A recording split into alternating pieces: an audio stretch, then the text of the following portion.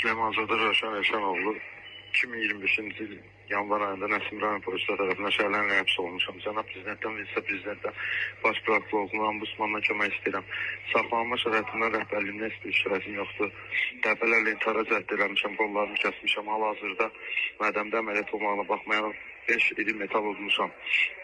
7 mart tarixindən yeməkdən, sudan, qidadan imtina edib tamamilə quru başlayıram. Buna səbəb əlimdə yetərincə sübutlar olmasına baxmayaraq işimin düzgün aparılmamasıdır. İttihamda qeyd olunur ki, məni Səmarka xəstəxanası maşında saxlayıblar. Hansı ki, mən Ağrı cinayətdən gedən yolu saxlayıblar. Həmin anda canlı yayımda olmuşam. Sübut var, anten adresləri var.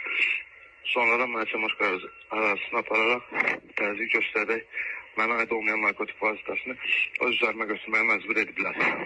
Və təklif ediblər. Əks halda yaxınlarımdan tutulacaq və hədəliyiblər. Əlimdə çox saylı sübutlar var. Xahiş edirəm, mənə kömək edəsiniz.